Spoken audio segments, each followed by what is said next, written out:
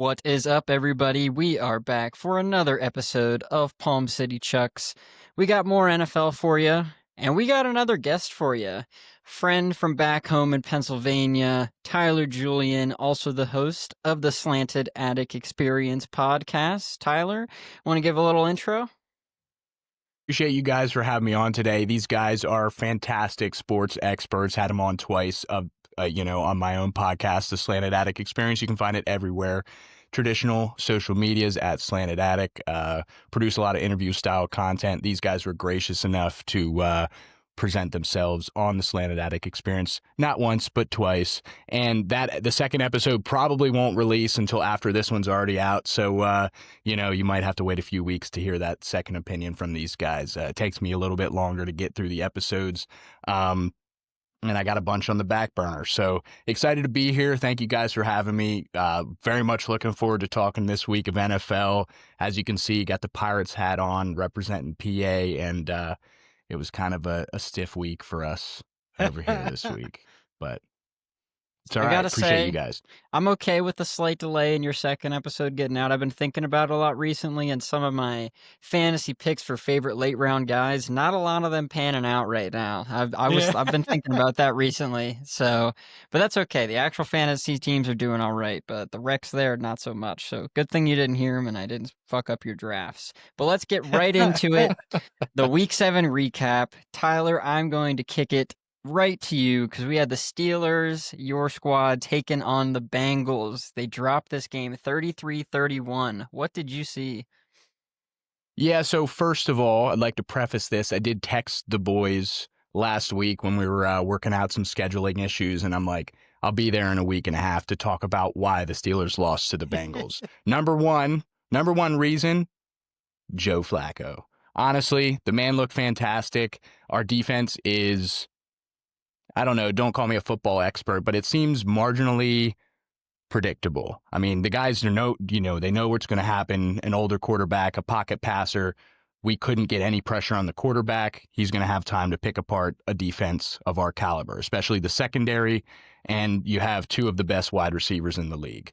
Aaron Rodgers, looking fantastic. I mean, he put up 31 points, did what you had to do to win a football game. Unfortunately, the highest paid defense in the league belonging to the Pittsburgh Steelers just couldn't get it done. We were looking at the stats before we got on here, and we're like, 25th or 26th in yards allowed. We're letting up 370 yards a game.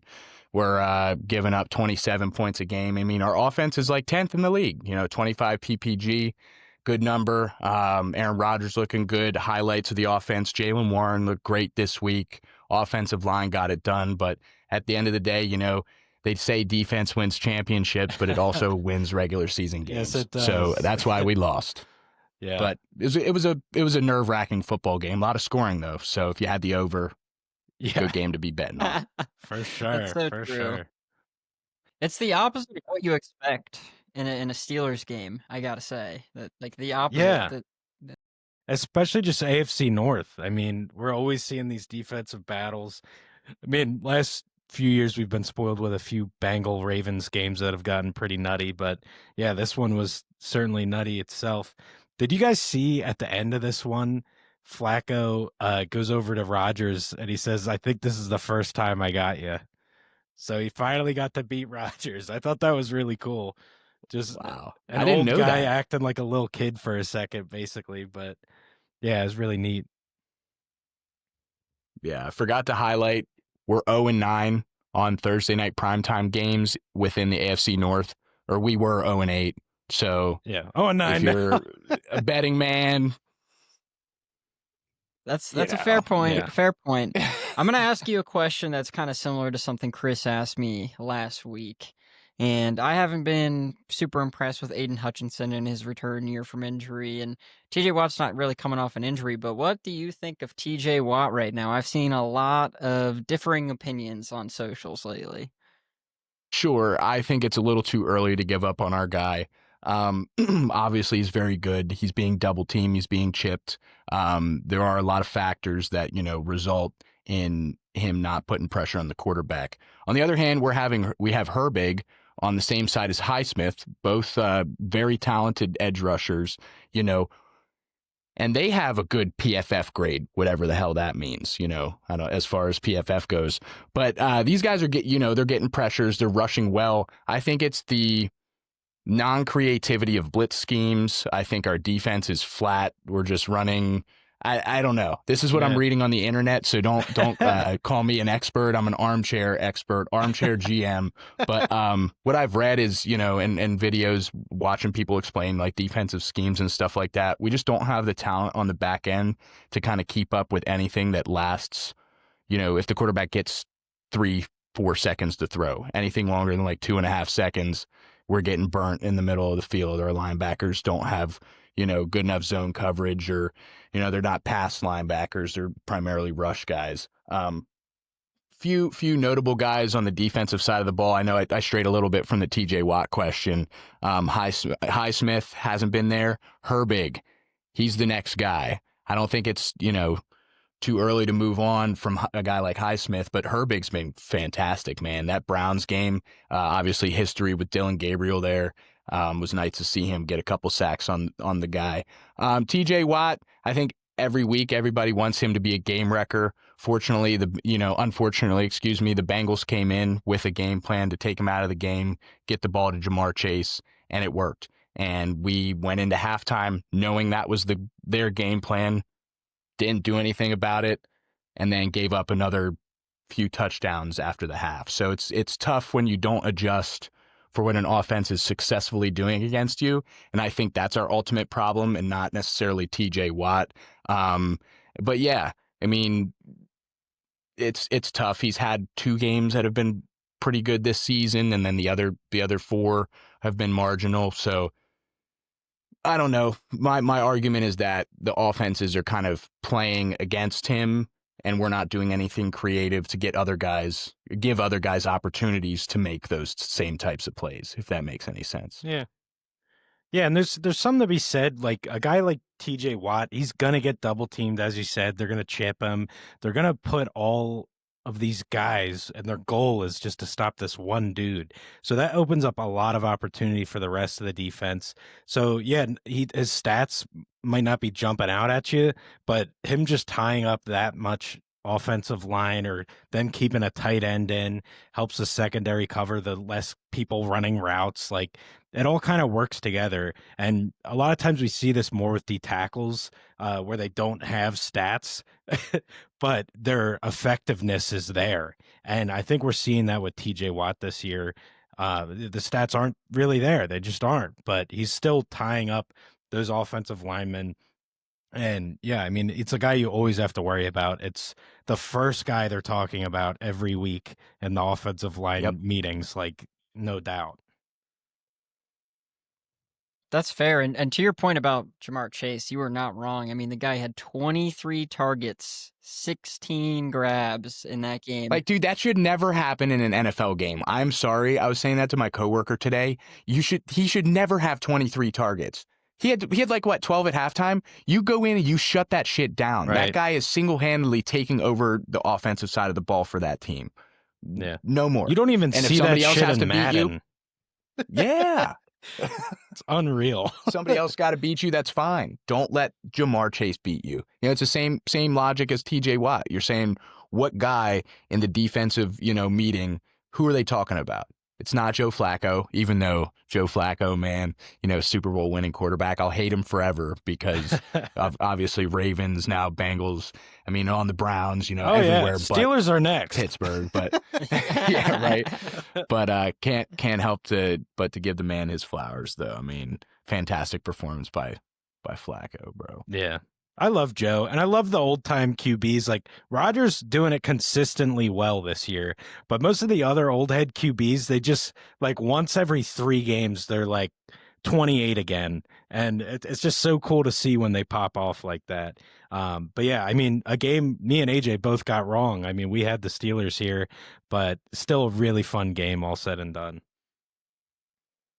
Yeah.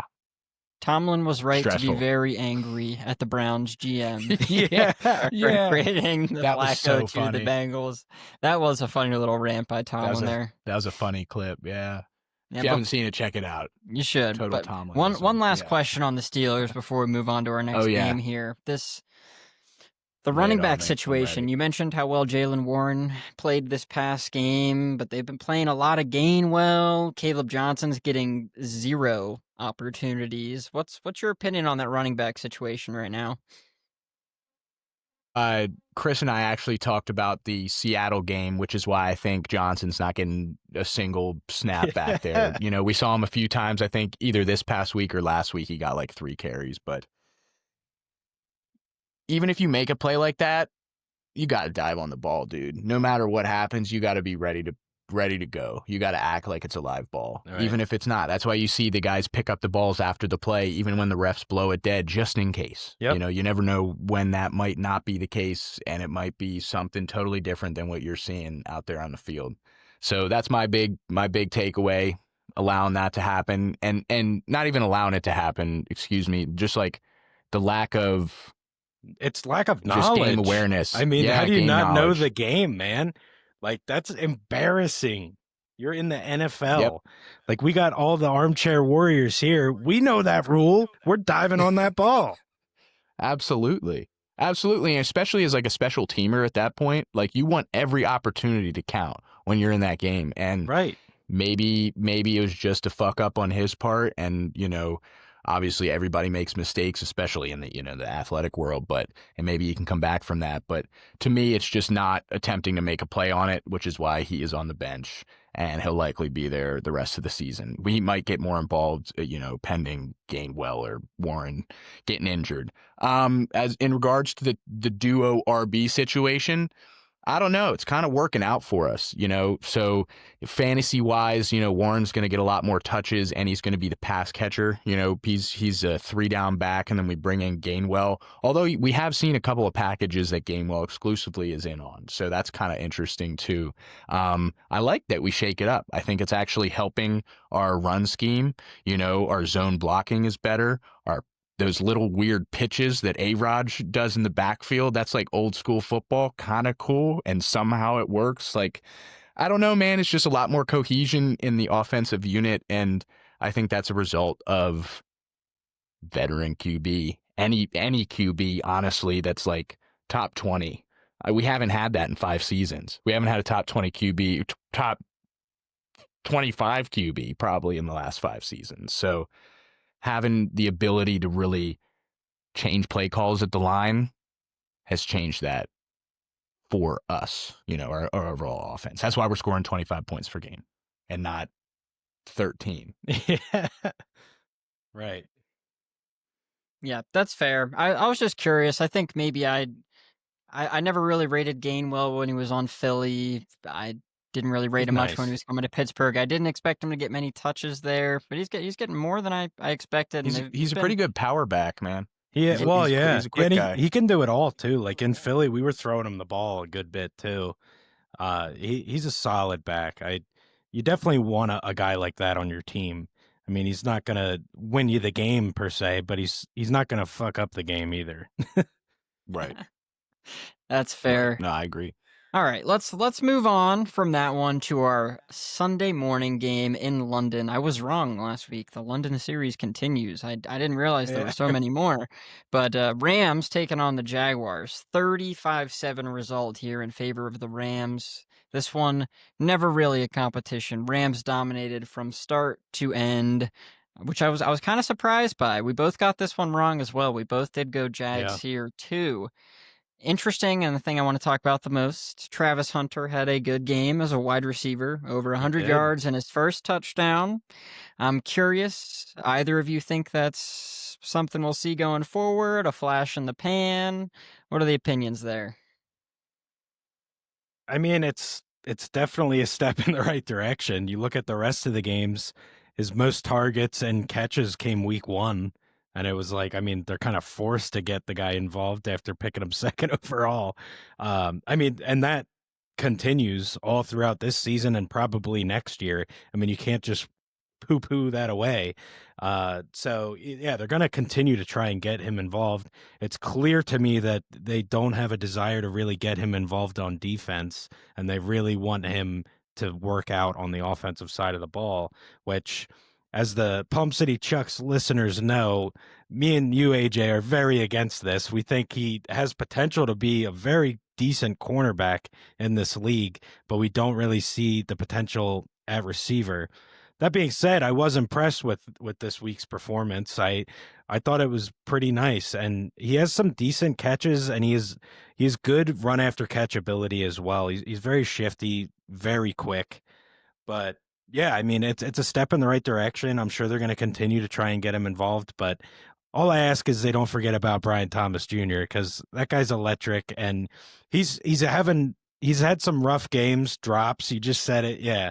He's had some rough games, but I mean the guy has all the potential in the world. They need to treat him and Hunter much the same, and they got to just get them both involved and stop just picking a favorite week to week.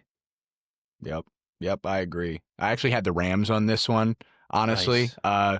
And I also have Puka Nacua on my fantasy team and was playing against Devontae Adams.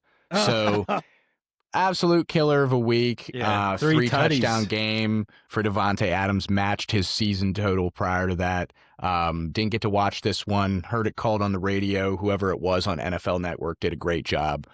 Good game. I agree with the Travis Hunter rhetoric. Honestly, he had a couple good pass defends. What was it, 2 weeks ago? And I was like, that's very interesting that you would choose to use him that much as a wideout. Right. I think it speaks to their wide receiver room, though. Like Brian Thomas Jr. with the drops, like you had mentioned. Can you rely on a guy like that? You have to incorporate Travis Hunter into more plays. Like, you're not really getting a lot of offense. I think PJ Washington caught a few passes. Like, Who is that? I'm sorry. I don't know who he is. Yeah. Sorry, Parker PJ Washington. From Penn State. Parker from Washington. Penn State. Yeah. That's why you don't know him. Yeah. I mean, Penn State wide receivers My all bad. the time. That's perfect, though. That's perfect. Yeah. He was from Penn State. It couldn't have worked out any better than that. Yeah. No, it's. Yeah, it's not a great room. They got the brown guy too, who was Washington last year, Naomi or some shit. But yeah, it's not a great room. So that's a good point. They probably do feel added pressure, which, like I said, the pressure's already there to get this guy the ball. He's selling jerseys too. Yeah, exactly. He's keeping the owner, in a good spot. Have you guys seen that Adidas commercial with him and Lawrence? Yeah. Oh man, that shit cracks me up every time I hate it because I'm a Brian Thomas Jr. dynasty owner, and I hate it. That should be him, not Hunter.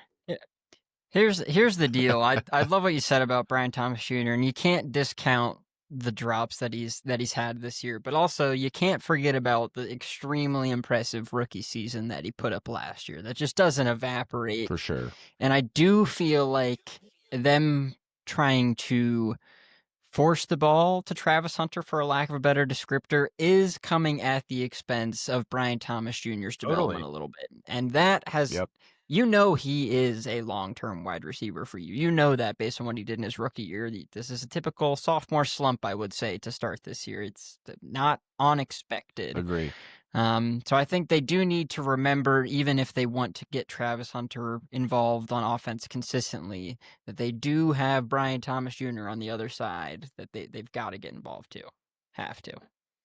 That's true. And it's a good point too. Like the way Hunter is getting the ball, they are plays for Hunter and it's like going to work. Yeah. Like they're underneath their screens. There's no one there to cover them. It's all yards after catch stuff. Now, if they need to start running an actual offense and let Lawrence make some damn reads and then decide to where to go with the ball. But they totally are just forcing the ball to Hunter, which it's not really working, obviously. This was his best game. Other than that, it was week 1, which even that was like okay game. And you got your asses kicked 35-7. So back to the drawing board. But they got a lot to look at because the Jags have been an impressive team to this point. That's why we both went with them. I mean, I more than you, AJ, know the Rams are freaking legit. And the Rams are my second favorite damn team, and I picked against them. Like, I thought the Jags were really building some momentum, and just their experience playing in London, too, I really thought was going to help here. They had like 2 last year and 2 the year before games in London. Like, it's kind of, they're pushing the Jags there for some reason. But Yeah, I really thought that would help too, but yeah, that was not the case. You said it. Adams went off for the Rams. Stafford, most touchdowns ever in a game outside the States with 5. I mean, which is awesome to see. We love Stafford here. Yeah, so Rams really dominate that game in London, but let's move on. I think this will be a quick little summary game for us. This next one, Raiders traveling to Kansas City, taking on the Chiefs, and this was a pure embarrassment for the Las Vegas Raiders here. I mean, Patty is looking like Patty again, regardless of them playing the Raiders. He's looking great. They bench Patty before the third quarter's even over, and they're kneeling on the wrong side of the 2-minute warning. Kneel downs with 2 minutes and 45 seconds left in the game, knowing you're going to punt, and the Raiders are also just going to kneel down. That's just a depressing result for Raiders fans. It really is. It's kind of it's so weird to do that before the 2-minute warning. Like, kneeling down is almost like a respectful way to end a game, but at the same time, that's disrespectful to do it on the other side of 2 minutes. And then for the Raiders to just freaking tail between the legs kneel when they get it, insanity. But what I will say about the game is Rashid Rice is back. That connection was firing. The Chiefs look really good, man. I am immediately scared. Like, we're going through the last freaking 5 seasons all over again. I'm scared, man. Yeah. Yeah. Like I had said earlier, I think it was just while AJ was determining some network issues. Chiefs are back, baby. They start off, I feel like, slow every year when they have a really good season. Didn't get to watch a whole lot of this game. Saw the highlights on Red Zone. Of course, Scott Hansen. Shout out. Love that guy. Yes, saw all of the touchdowns for the Chiefs and none for Janty, who is also on my fantasy team. I'll stop talking about that because it's just woes at this point. I'm 2-5, man. So I did pick the Chiefs on this one. Honestly, I'm kind of embarrassed that I was thinking this could be a shootout of a game. I was honestly debating on taking the Raiders money line, throwing a little bit at it. Dude, I said it last week on the pod. The Raiders play them tough. I mean, it's division, it's craziness. Every year they seem to have a really close game with the Chiefs. So I don't think you're insane for thinking that. I even threw that out into the ether too. But I mean, 31-0. Yeah, ugly. Maybe their game in Vegas later in the year. Maybe we'll see though. Yeah. But all right, let's move on to another game. The Dolphins taking on the Browns in Cleveland. And I have to say, as soon as we stopped the pod last week, I regretted my pick here. Me too. I really was. I was like, why did I do that? Before the game started, I swear, I thought about it a lot. I was like, this was a mistake going with the Dolphins because they're just in shambles. We've said it I chose Miami too. 15 times on the pod this year, just how bad they are and the downfall that they're currently in. Browns dominate this one, 31-6. Judkins looks excellent. He's looked like the best rookie running back by far. By far. It's not even close. Gabriel wasn't terrible. Not a lot of wide receiver help there. Defense for the Browns was amazing. And Tua continues to suck. It's not even struggle. It's respectfully sucks. 100 yards, 3 picks. Doesn't have the right attitude when he's in pressers afterwards. We talked about. I was gonna say he sucks in the pressers too. And then we have Mike McDaniel coming out and basically adding him in his presser, being like, if you're having a negative effect on this team consistently, then I might need to evaluate another guy. Now, he does come out and say that Tua is still going to start this upcoming week, but it can't go on for much longer. It just can't. This was a terrible performance. So bad. Did you see what he said in his presser this week? I didn't see Tua this week. He said he couldn't see. So somebody asked about Waddle's involvement, and he said he couldn't see him most of the game. Like, you just ruined every short quarterback's hopes and dreams for the next 10 years. Like, it's so terrible. You can never admit that. So bad. but that's straight up what he said. And then the weeks prior, what he's been saying, like, I'm actually concerned. We know about the history of the head injuries and all that. Like, the way he's answering these questions, it makes me think it might be scrambled eggs up there after all. Yeah, like both of you had suggested, I also took the Dolphins in this one. You know, watching Pittsburgh against the Browns, we had a marginal to decent offensive showing. You know, we put up some points. The defense looked great against Dylan Gabriel. I mean, he just did not look good against us. And I think I had already mentioned it, but we do not have a good defense. So just seeing that happen, I figured the Dolphins could keep it close, you know, maybe 21-18 or 17 or something like that, you know, pull something out of a low scoring game. But like you had said, 3 picks, Browns defense dominated this football game. Yeah. And I said I'd stop talking about fantasy, but I have Quinshon Judkins too. That's the first good one. You know? Yeah, no woes there. He's been sweet, man. Yeah, he is excellent. But yeah, the main reason I picked Dolphins at the moment, but it's funny you said that, AJ, because I thought the same thing after we filmed. I'm like, what did I do? But the main reason I did it was until I see a rookie quarterback actually get a win, it's really hard for me to predict it.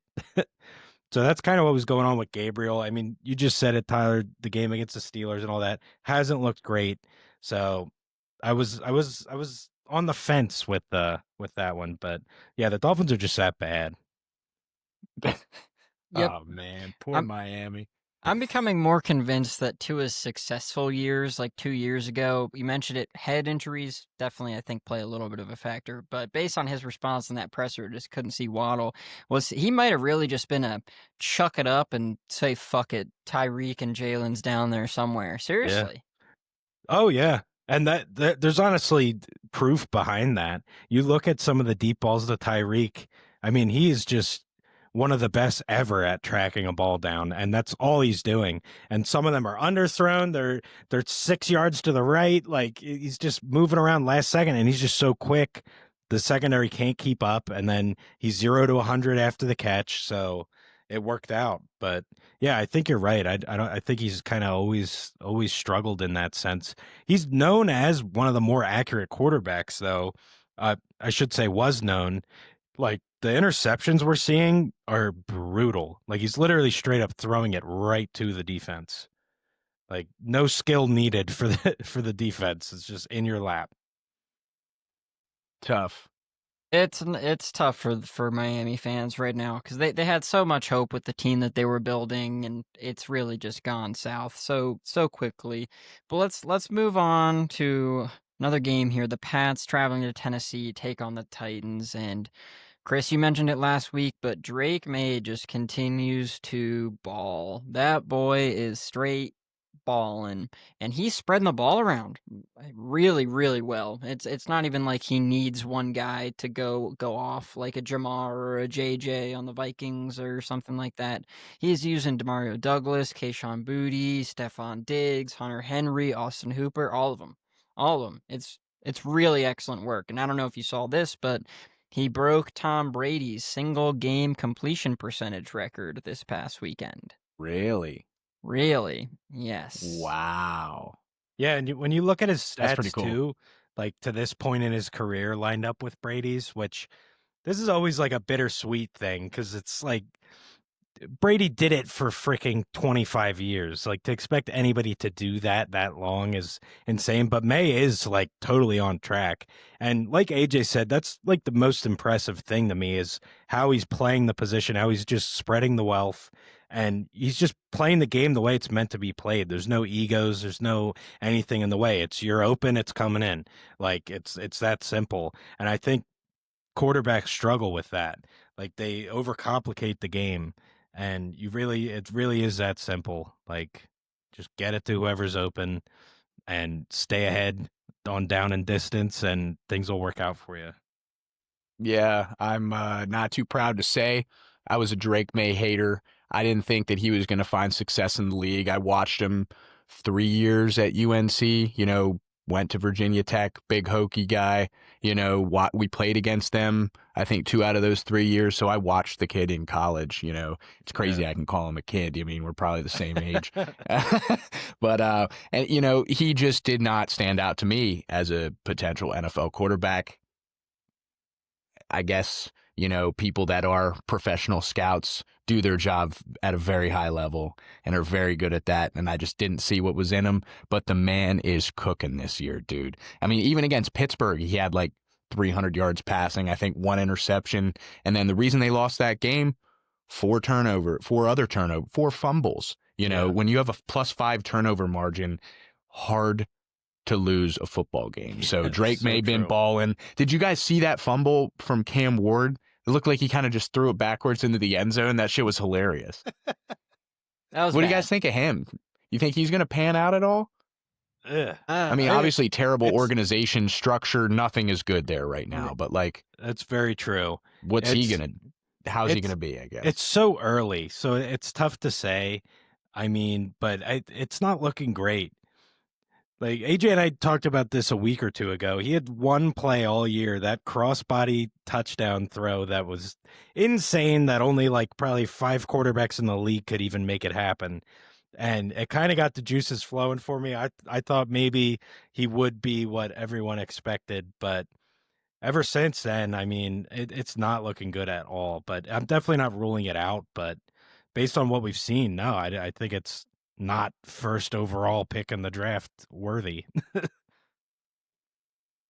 I agree with that. Like I said, we've talked about in the past couple of weeks, but I haven't been impressed by anything but that one throw. That's it. Everything else has been underwhelming. But let's move on to another game here. This is one, Kris, you were correct and I was wrong, and it was kind of annoying because the Jets had every opportunity to win this game with how the Panthers were playing. Every opportunity, but Panthers win this 13-6 on the road in New Jersey playing the New York Jets. 13-6, Justin Fields gets benched. Unfortunate. I would love to discuss with you all. Do we think this is a Justin Fields problem? Do we think this is just a New York Jets problem? What is the problem? Because it's interesting. You look at Justin Fields' the 6 games he played for the Steelers last year. He looked really decent, pretty decent, honestly. This year, not a lot of the same with the Jets. I mean, he's under pressure a lot. He's not even making a ton of mistakes either. They're just simply not producing offense. So is this a Justin Fields problem? Is this a Jets problem? Kind of like you mentioned, the Titans are an organizational shithole. The Jets are too.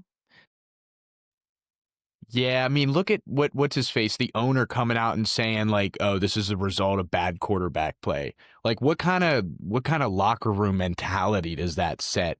Yo, the homie sucked this week, but actually he looked really great last year. That's why we paid money for him and signed him in the offseason. But no, it's this guy's fault. He sucks. We're 0-7 at this point. Let's place all the blame on him, right? Yeah. And which is just I'll say it again, because as the owner, everything is a reflection of your doing. So you shitting on him is shitting on yourself, buddy. Yeah. I'll just say, look at Pittsburgh. We have a historied franchise, of course.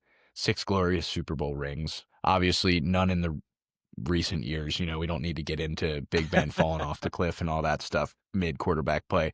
But, I mean, even just look at the Fields turnaround from Pittsburgh to the Jets, and then, the opposite with Rodgers from the Jets to Pittsburgh. I mean, it just looks like a more competent offense, honestly, like with both quarterbacks. I think we're getting better QB play out of Rodgers, but, I mean, Fields, I thought, looked just fine in there the first 6 games of the season. Honestly, he went 4-2. He should have went 5-1. We should have beat Dallas. I think it was on the road. But yeah, you should have started more games for you all. Just gonna throw that out. Yeah, I think it was a Russ contract thing. Yeah, we were against the benching for numerous weeks on the pod. I agree, but Russ looked okay at the start too, so it was kind of confusing. But once Russ showed his true colors, it was they should have went with the youngster. I mean, we know what Russ is. You got to play the young guy. I hate when teams continue to make that mistake. But to your point about Fields too in the past, and I think I said this a few weeks ago too, but Fields, the last half of the season for the Bears, he looked good too. and they still decide to let him go. Then he does good in Pittsburgh. They still bench him, and then now Jets. But to answer your question, I feel like it's probably a combination of both, because I am certainly seeing some concerning things from Fields. I mean, there's very easy makeable plays that he's not making happen. And just at the end of the day, I mean, not to agree with their owner, who's clearly special, but yeah, when your offense is producing at this low of a level, it's clearly a reflection of your quarterback one way or another. It just is. I mean, that's the leader of the offense, so they need to do better. I mean, they should have beat Denver the week prior. The defense played amazing, and then here your defense is only giving up 13, and you're at home and you can't get it done. It's tough. I don't know if you guys saw, there's a clip going around. Somebody was interviewing people outside the stadium after this game. Yeah, there's a Jet kid walks by, Yeah. and he's just like, "We're terrible. I was born into this. Like, I'll always be a Jets fan, but we're horrible, and I hate it," and all that. But yeah, it just made me laugh. But that's really how it is. I mean, I think there's a curse going on here, and I don't know what needs to be done to uplift it, but yeah, it's not looking great for the Jets. It ain't what they're doing right now. No, it's That's not. all I'll say. They're not moving in the right direction. They are not trending. No. Very true, but let's move on from that. We got the Saints and the Bears up next. Bears taking down the Saints 26-14. Spencer Rattler's first true struggle game of the year. He only had one interception coming into this one, but he throws 3 in this game. DeAndre Swift looking excellent. He has been amazing this year. I love that guy. I really do. Don't get me wrong. I'm happy if we never got rid of him. We don't have Jahmyr Gibbs, and I'd rather have Jahmyr Gibbs. But I think DeAndre Swift wasn't given a fair shake in Detroit, so I love to see him succeed, even if it is on a divisional rival. He can suck against the Lions. That's all that matters here. But he carried because Caleb also did not have a good game. Overall, this Bears offense outside of DeAndre Swift did not have a good game. This was a DeAndre Swift and Bears defense kind of game. Yeah, totally. I said it last week. This game scares me. Like, I totally felt like the Saints could ruin the hot streak that the Bears are creating, and they kind of did. And if it wasn't for Swift, it would have went the other way. And the defense, I mean, you said it, forcing 3 turnovers on Rattler. That's great. And it was needed. I mean, even with all of that, I mean, they win by 12, 2-possession game, but it didn't really feel safe for a lot of it because you saw how inept the offense was. Yeah. Ben Johnson coming in, shaking some things up. First couple weeks, Caleb Williams surprisingly looked pretty good. Will Chicago achieve the 4,000-yard passer status after this game? I don't know, man. Yeah. I will say, though, like a sneaky take, Spencer Rattler's been having a good season. Sophomore season, kind of under the radar. He's on a team that is, $70 million over the cap hit, so he's got no real, superstar talent around him. Like, Olave, great receiver, but and I guess they got Kamara too, but I mean, where they're definitely not spending money somewhere because it's all tied up in Derek Carr, I think, and there's a defensive player too, if I'm thinking correctly, but maybe yeah, Tyron Matthew retired too, but yeah, they're way over cap space. So honestly, I think he's having a hell of a season. Go Bears, though. I always root for the Bears. Hell yeah. Hopefully Caleb Williams can turn it around. Yeah, I mean, can't put too much into one game. He has been doing pretty well this year outside of the Saints game. His game against the Vikings wasn't stellar per se either, but the rest have been pretty solid. And I think the biggest thing is he's definitely grown from what we saw last year so far. So that's a step in the right direction. And I think Ben Johnson probably has a hand in that. To come back to the Saints, though, we did actually, Kris and I both said on the pod last week, I think that we wouldn't be surprised based on how Spencer's played this year if he ends up getting a consistent starting job somewhere. I don't think it ends up being with the Saints. I think we can all agree they will go into the quarterback well in this upcoming draft. They have to, right? Like, I think Spencer could be a starting NFL quarterback, but a top tier one, I don't think I believe that.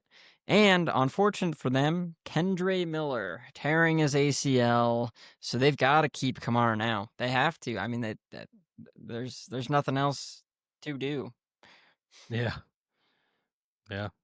Call Jamal Williams up, see if he wants to run it back. That's fair. I guess they could give some carries to Devin Neal, but I'm not a huge Devin Neal guy myself. But we'll see what they do. We'll see what they do. Kamara's getting old. Got to give him some rest. But let's move on to the Eagles game. Eagles taking on the Vikings. 28-22 final score in favor of the Eagles. Kris, how'd you feel about this game? Back in the win column, baby. Needed to happen. And yeah, I mean, it was good. It wasn't great. Nothing seems to satisfy me these days with the Birds. I mean, Hurts played phenomenal. Like, honestly, kind of a historic game to have that. He was over 325 yardage, under 25 completions doing that, which was like the first time since Drew Brees in 2009 or something, which that's pretty amazing.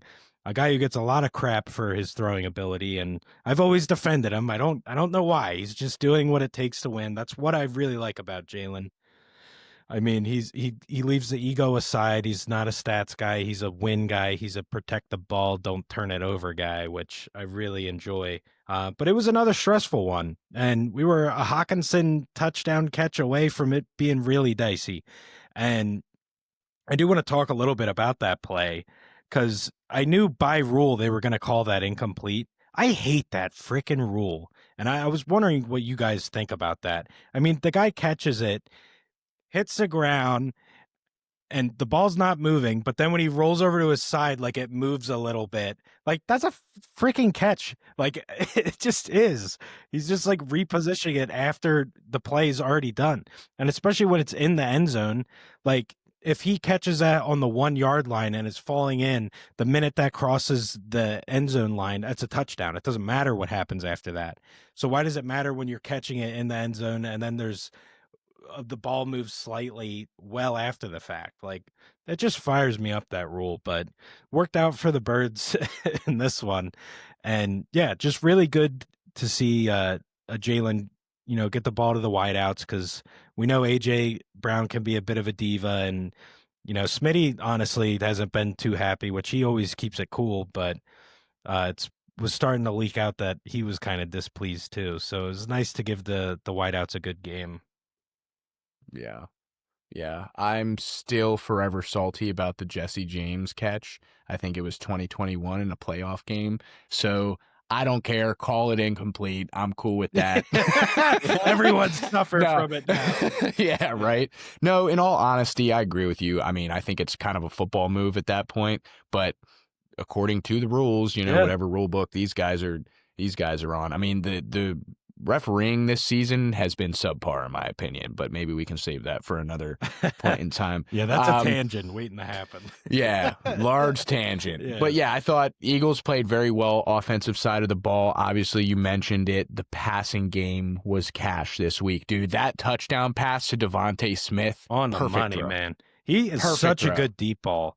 Like, we just need more plays like that incorporated into the offense. And that play in particular, Smitty asked for it at halftime. He literally said, based on what I'm seeing with the defense, we need to run this play. And it's so funny that this came out like after the fact. I just found this out like yesterday or the day before. But during the game, I'm like, look at Goddard underneath. He's wide open. Like, I'm amazed Hurts didn't check it down there. Hurts is always like checking down in that situation, not going for the money shot. And I was like praising Hurts and all this and that. And then come to find out it's because Smitty was in his ear like, look for me on this play. So, I mean, that's a little something too that Hurts can work on, is, not always taking the... And it's good to check down, because you have quarterbacks doing the opposite, where they're never checking down and then they're getting sacked or throwing it away, and that's garbage too. So it's definitely a balance, but I would love to see a little more deep ball action, because Hurts just does it so well. And you have A.J. Brown and Devonta Smith, who are some of the best deep ball threats in the game. Yeah. Y'all's defense is looking a little rough, though. Oh, it's shaky, dude. It's shaky. Yeah. I mean, Wentz did not have a good game, and they were in this thing. Yeah. So it's not great. I mean, corner opposite of Quignon, really rough right now. It's bad. And to see we didn't sign Isaiah Rodgers in the offseason and you let him go for honestly a great a freaking team friendly deal for the Vikings, and they bring him in, which was funny because I mean AJ Brown and Smitty both cooked his ass numerous times, but overall his season has been phenomenal and he wasn't expensive. So I really wish we would have brought him back, but DeJean and Mitchell hold it down. It's that other corner spot and just injuries to our edge rushers really bad. We do have Brandon Graham coming back. We talked about a little bit out of retirement, baby. Yeah, he's coming back, which if I were to know this like before the season, I would have been salty because I want him to go out on top with the ring. Had a great career. Most seasons ever as an Eagle, I'm pretty sure. And like he kind of already did it all. You won both rings with us. Like it was great. Just go out on top, ride it off into the sunset. But right now, I'm kind of thankful he's back because our DNs are rough. Like even a Brandon Graham this old not playing, I feel like he's immediately probably our best option. Yeah, I would agree with that. He probably is your best option. I don't think there's much debate in that, to be honest, unless he gained 75 pounds sitting on his ass so far this year. But I've got a feeling that's probably not in the 7 case. weeks. Yeah, probably not the case.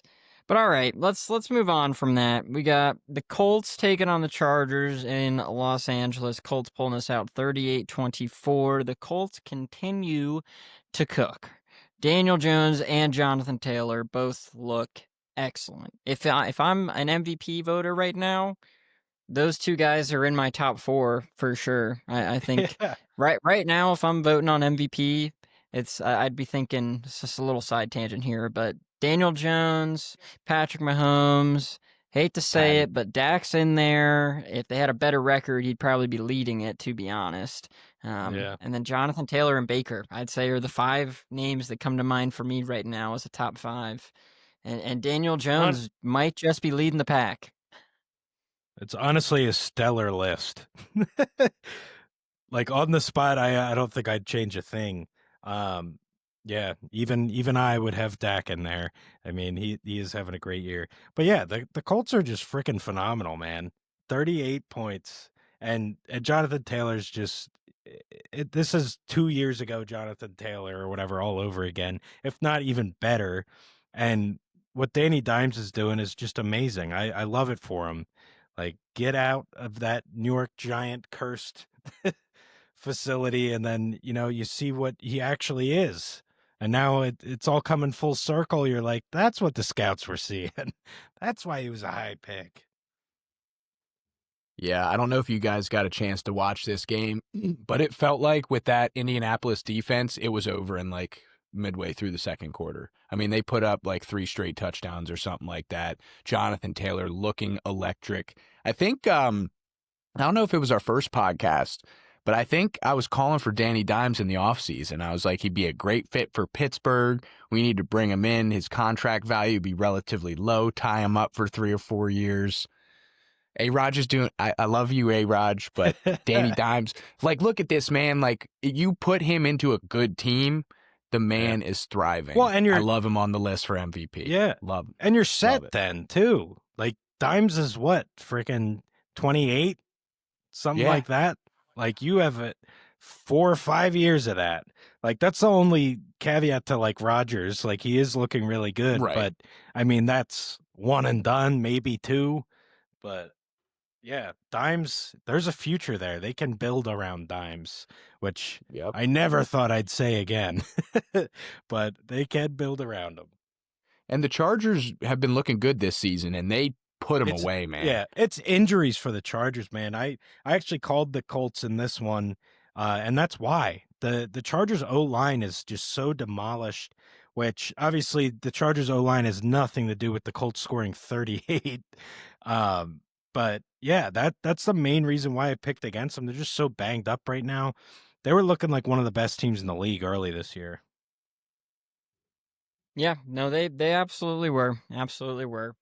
But I mean, back to Daniel Dimes, I think New York is just where epic collapses happen, which is a great segue into our next game right here: the Broncos and the Giants playing. Dude. New York traveling to Denver. And I think I was talking with some people, and I genuinely think this is either 1 or 2 on worst collapses, most epic comebacks ever in the history. It's 1 or 2, I think, in my opinion. The other game that came to mind, 28-3 in the Super Bowl. We all know what I'm talking That's about the when I only say other game that. I can think Yeah. of. But Yeah. like, this was crazy. Wow. 19-0 entering the fourth quarter. Giants absolutely dominating. The Broncos score 33 points in the fourth quarter. 33. And not only do they take the lead at 30-26. The Broncos were up 30-26. The Giants led up 30 straight. And then, they gather themselves. I was actually really impressed by Jackson Dart and Scatabo being rookies, getting their head together and, completing that drive and going down and scoring. And they've got McAdamy, I think his name was, who was kicking for him, who missed 2 extra points. The reason for the L here, for sure. And then the Broncos get the ball back, and they lit up 2, 20, 25 plus yard passing plays to give them a 40-something yard field goal to win the game. What are We're we like 16 doing? seconds on the clock. Yeah, what are we doing? It was absolutely ridiculous. They had no timeouts, and I don't know if either of them got out of bounds. Maybe the first one, but I know Cortland Sutton on that last catch did not get out of bounds because they had to spike it with 2 seconds. But Giants fans, I feel for you on this one, man, because this, I think, is 1 or 2 in worst collapses I've ever seen in an NFL football game. This was bad. Yeah, and if you even extend that list of worst collapses, the Giants appear on that list numerous times. Yeah. At the hands of the Eagles a few times too, but yeah, this was just terrible. Absolutely terrible.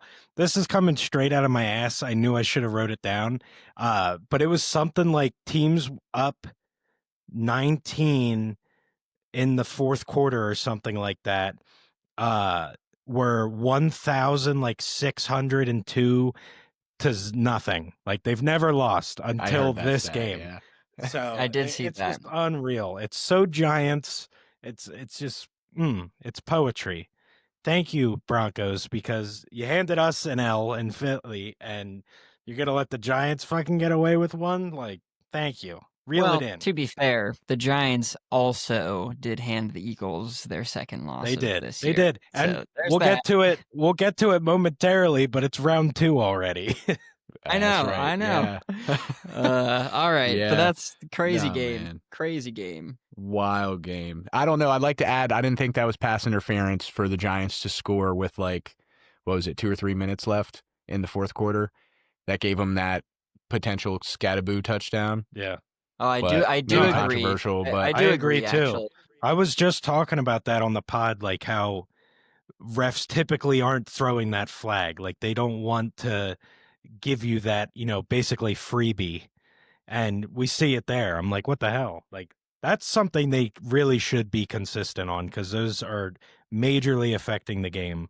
Obviously, not so much in this case, but the Giants had to do some real fuck shit for it to not go their way. Yeah. And I remember watching it, I think 2 out of the 3 prior plays, ball in and out of the Bronco defender's hands. So they had a chance to basically seal the game. And then this happens. Scattaboo, of course, the guy's a bowling ball. Like, oh, man. Yeah. And then they give up the field goal. I'm like, that wild ending, dude. Yeah. Wild game. One of my favorite football games to watch in memory. It was not at all. It was terrible. Sure. It was honestly a terrible watch for the first 3 quarters. And then the fourth quarter came around, and the witching hour sang from our man Scott Hansen has never been more real than that fourth quarter. It was amazing. And one last thing I want to say about that before we move on is, did you see Sean Payton's comments that came out about, oh, they found a little spark in Dart. I was really hoping you'd make that change long after our game. And then Russ, normally taking the high road, actually clapping back and saying Sean Payton was classless. I thought that was pretty great. Yeah.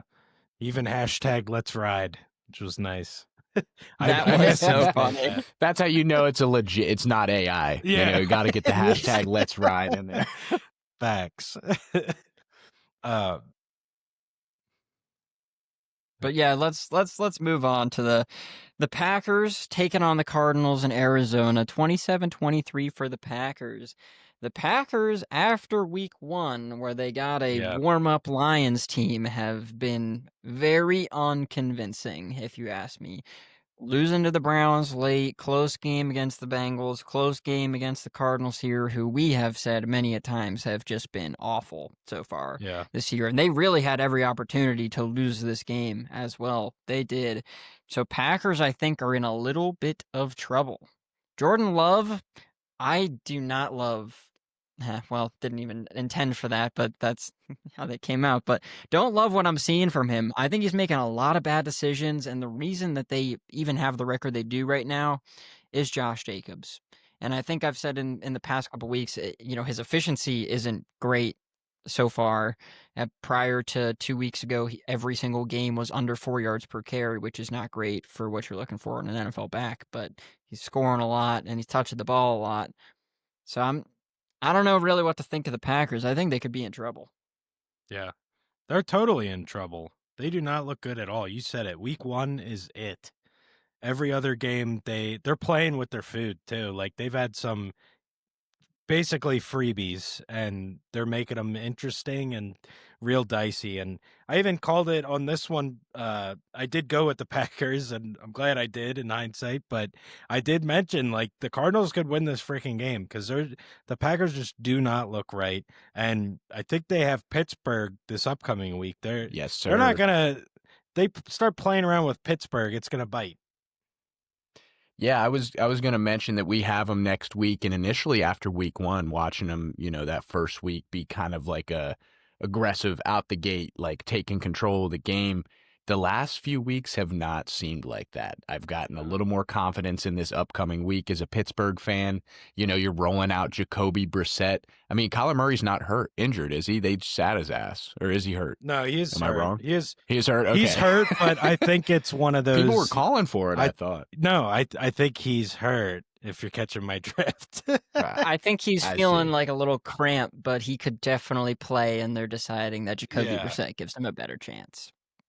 Gotcha. Which, I mean, based on what I've seen, I don't think they're wrong, honestly. Yeah. Jacoby Brissett, man. Yeah. Hey, put some respect on that guy's name. Oh, he's great. He's come out and cleaned up quite a few times, man. Yeah. Good backup QB. Definitely one of my favorite journeymen. Yes. Joe Flacco, who I didn't think would ever be a journeyman, is, I think, now my favorite journeyman. Joe Flacco, dude. Oh, man, Joe Flacco. The AFC North journeyman. Yes. Hey, he was Colts as well last year, so we got some AFC South in there. Can't forget about it. That's right. That's true. That's right. And Andy Dalton, too? I mean. All right. Andy Dalton. Sam Darnold? Come on. Dude, it's the Redheads right now. Yeah. Here we go again. I know, right?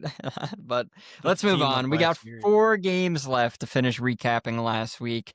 Let's move on to the Commanders traveling to Dallas to take on the Cowboys. And Cowboys dominated this one. I'm feeling really great as well about my take about the Commanders taking a step back this year. They've certainly looked that way this entire season, and they're probably not going to be helped by the fact that Jaden Daniels left this game with a right hamstring injury, and he's going to be out for at least 1 week. Initial reports seem like they may have gotten a little bit lucky, and it's not super serious, but he is at least going to miss this upcoming weekend's game.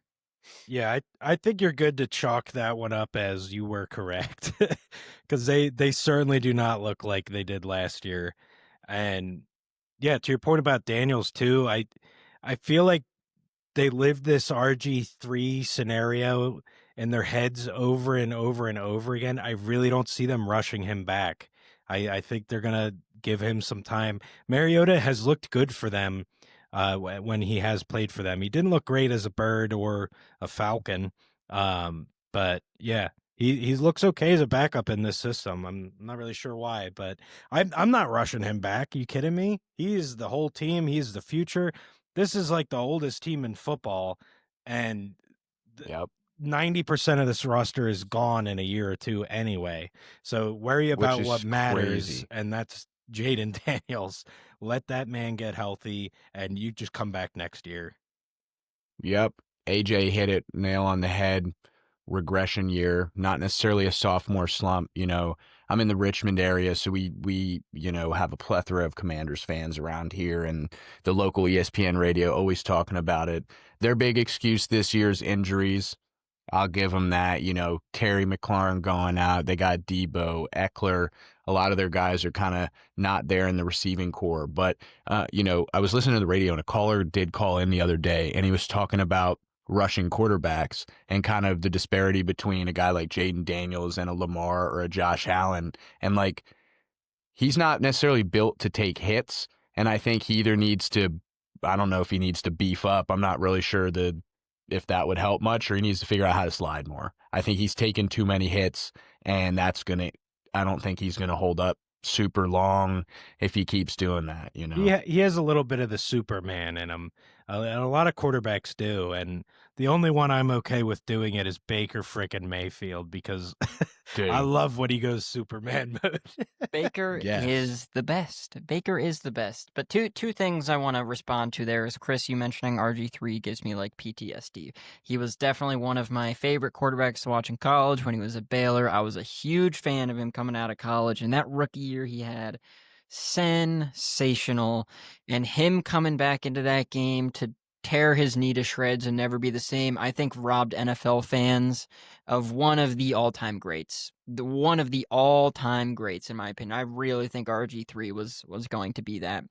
And now, to your point, Tyler, that radio, definitely a local radio blaming the injuries there, which I'll preface by saying Kris and I go back and forth, we talk about this, is sometimes injuries is a valid thing to say.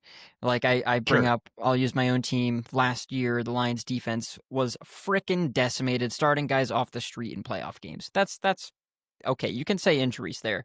This Washington team, I don't think you can say that, because you go back to last year, their wide receiver 2 is what? Noah Brown. All right, so they go and get Debo to get an actual number 2.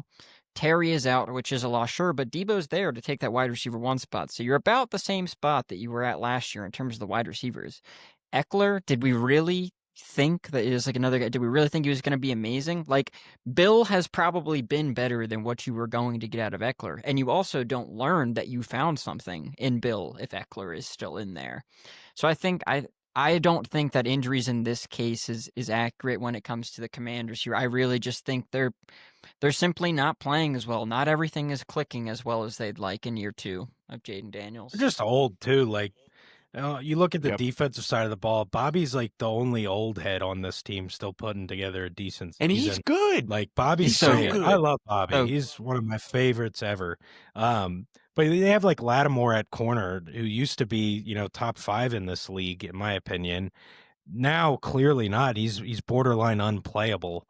And I think they have a little bit more than that going on, especially on the defensive side of the ball, where there's just these old names that they're just attached to, and it's time to move on. It really is. Because like AJ said with the Eckler and Bill thing, it's the same way on the defensive side of the ball. They probably don't realize or know what they have, because as much as you want to replicate practice like a game and go balls to the wall like that, it just doesn't work that way. Players aren't playing the way they would on a Sunday on their frickin' practice in July. It's just not happening. So yeah, I think honestly, time to get some more of the youth in for this team and see what you have, because especially with the Daniels injury, I think they got to take the foot off the gas this season and just try and regroup for next year. And I think last thing I'll say to kind of talk about the Cowboys here for 2 seconds, I won't kill you, Kris, is that CeeDee Lamb is back. He was back, and he was back in full force. I honestly didn't know how much he would play, and he didn't play a snap count that he did prior to that injury, but man, I put up over 100 receiving yards, touchdowns, scored that 70-some yard touchdown. So impressive game back from him, and Pickens wasn't fully thrown into the shadows either. He's still remained impressive and part of the offense. That entire Cowboys offense is cooking. Absolutely cooking. Yeah. Yeah, man, they're good. Yeah, they're doing too many of the right things. I think it's time they trade everything they got for Parsons for Max Crosby and get an aging older Parsons basically and just kind of balance things out a bit. Things are going a little too well. They're missing Parsons on defense. I'll say that. They are. But let's move on. We got 3 games left, so let's move to the Sunday night game here. The Falcons taking on the 49ers in San Francisco, one we both got wrong. And what the hell is going on with the Falcons? It's like a goddamn roller coaster. One week they look amazing, beating the Bills, and the next week they look like garbage. They got absolutely nothing going in this game. And then to talk about the 49ers, George Kittle makes his return.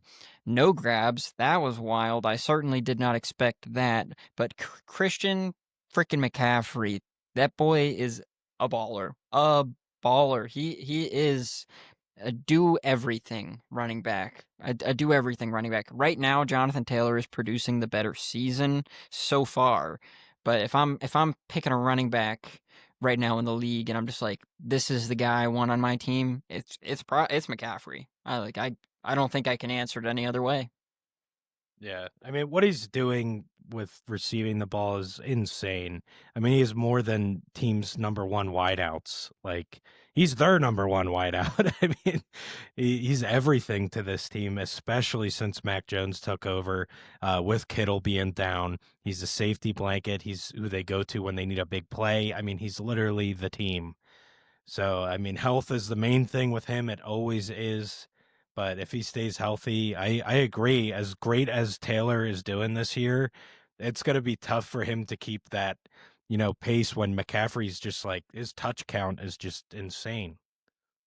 The usage rate Colts is have unreal. a few more weapons. Yeah. Yeah, Daniel Jones can throw the ball. I mean, you got Mac Jones hobbling on one leg. Yeah. What was that? They played a primetime game 2 weeks ago, and the man, dude, he looked like he was in so much pain. Yeah. I couldn't believe he came back out onto the field after that one hit. Yeah. But props to Mac Jones doing it with nothing. Shanahan's a wizard.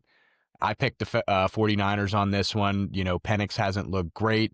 Obviously, Bijan Robinson, crazy. Drake London's good. Kyle Pitts. So, they definitely have talent, but 49ers able to get it done. Yeah. I think the reason we went 49ers here was the Fred Warner injury. And that defense held up so well against, you named the guys there. Bijan and Drake London are the two I'll call out, but they held up so well without Fred Warner. Yeah, I thought the Niners would eventually adjust to the loss of Fred Warner. I did not expect it the very next week to be handled. I mean, that's amazing work by them. But yeah, this one sucks. This was my first pick of the year where I had this team circled and I did the old cross out and pick the other. And it never works when I do it, but I still just have to. Just have to do it. It'll work one of these times. One of these. But all right, let's move to our last 2 games, the 2 Monday night games. NFL having a lot of double Monday night games here. This one in particular, this one was really bad. This Seahawks-Texans game went until like 1:30 a.m. Eastern time. Yeah, absolutely I didn't watch it. Brutal. Absurd. But I couldn't let's talk do about it. I'll be honest. Yeah.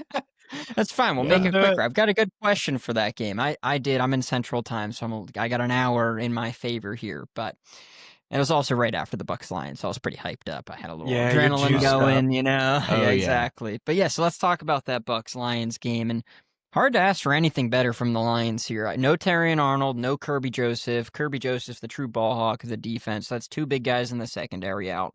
Hold this Bucs team to 9 points, and don't get me wrong, they are very hurt, especially in the wide receiver room. Also don't have Bucky Irving right now. Mike Evans getting hurt again really sucks. I hate to see that. His 1,000-yard season streak is gone. It's done.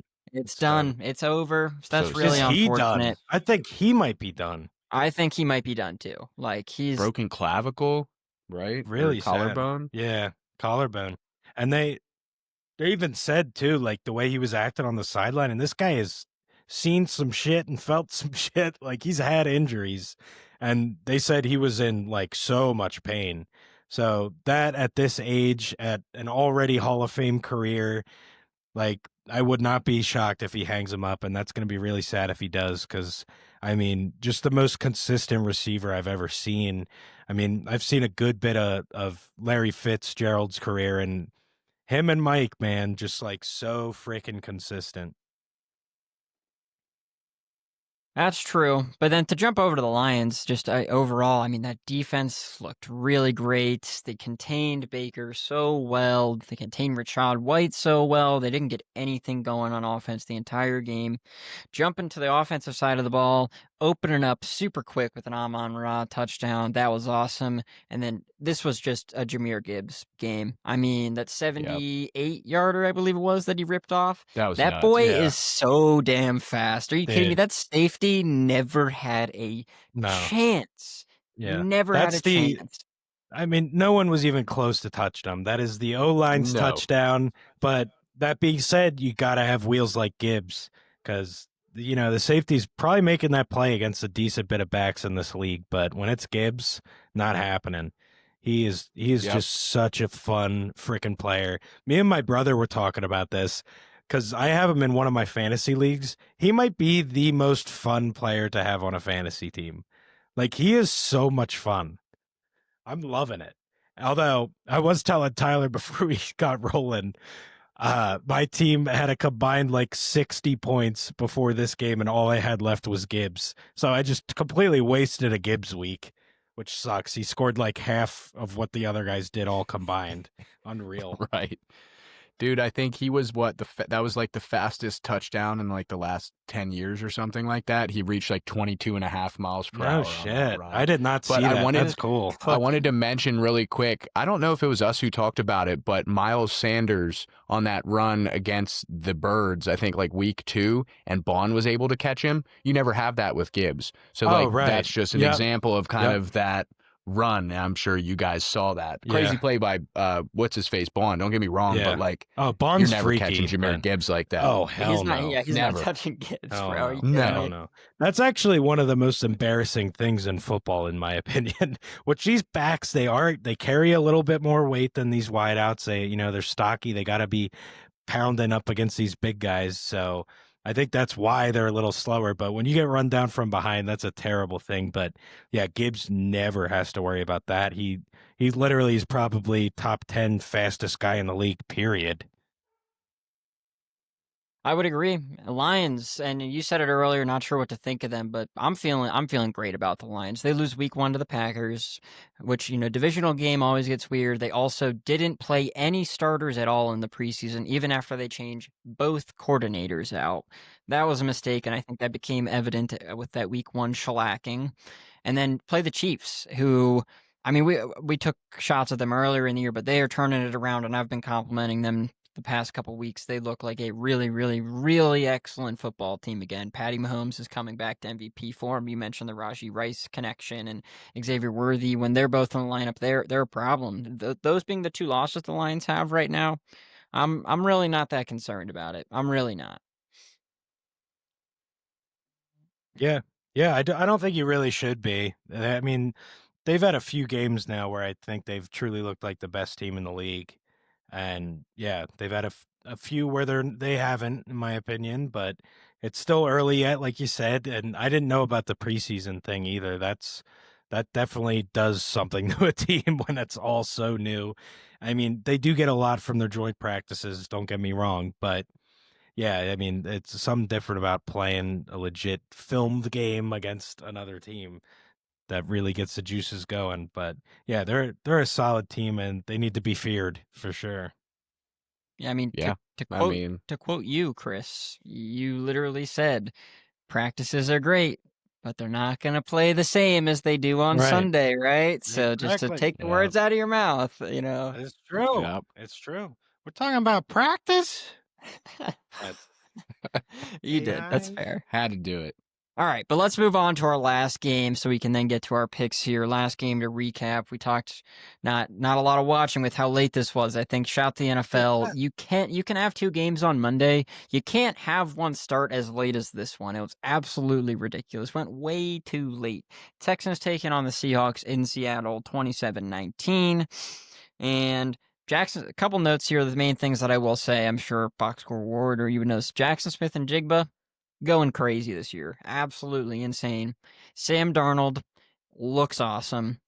Texans continue to struggle on the offensive side of the ball. And I think that's how I want to frame this conversation with maybe not a lot of game knowledge on hand here is it time to start having a conversation about CJ Stroud? Yeah, it probably is. I mean, I think they still need O-line help. Like, the guy does not have help. He doesn't have enough time. And the team around him, other than that, is very good. I mean, the defense is very good. We were looking pregame. They give up the least points per game in the whole league. And, Nico Collins, amazing. One of the best receivers in the league, in my opinion. They are banged up at wideout besides him. But, yeah, I mean, there's a lot going well for Stroud, but it's just a little too early, I think, and mostly because he's done it. His rookie year was phenomenal. That was one of the best rookie years we've seen. And then Jaden Daniels goes and does it even better the next year. I think we've begun to forget that. But yeah, Stroud's rookie year was phenomenal. So I don't know. I mean, we already saw it. You saw the potential. You saw the ceiling.